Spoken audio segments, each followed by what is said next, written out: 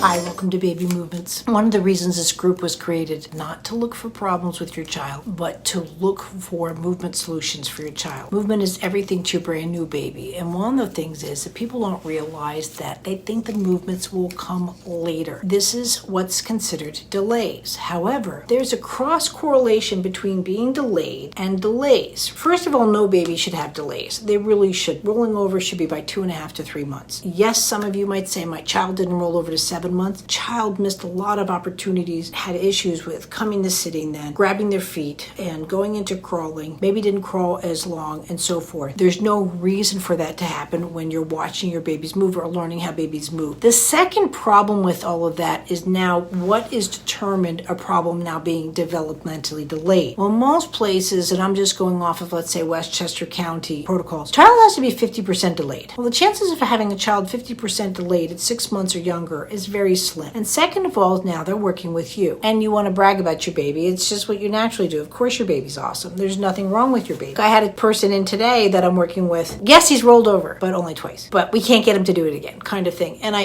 understand that aspect of it. But when your pediatrician hears when they say, has your child rolled over? And that's how they ask, your answer is yes. And a subject. Right now, they're typically developed. And not understanding all the aspects of basic development can cause problems later on. The whole thing is about movement is there shouldn't be problems now or forever. For you to do the dishes, when you say that you're in pain, those are all issues with movement. No different than the baby. And we really have to look at, again, the first thing people ask me, what's wrong with my child? I don't think that way. It's just not what I'm putting out there, and I never will. But if your child needs help, they need help, but it might be for vision. They might not be rolling over right because they don't see properly. They see long instead of short. There's different things that can come up in your child's movement development. That's why this is called baby movements. So please note that in most places, your child has to be delayed at 50%. Basically can be put on their tummy, they're already at 100%. And now when your child, again, rolling over, they in some places count like if you're assisting. That's not rolling over. That's someone, going prone supine. And then you have coming to sitting. Coming to sitting should be from a flat back position coming up to sitting. You propping your baby to sitting, it does not count as a coming to sitting milestone. However, I think it does in Arizona. So these are things to be aware of that, again, you're not trying to find fault with your baby. You're trying to get the best your baby needs. That's the difference. So understanding your baby's movements is really important in their development.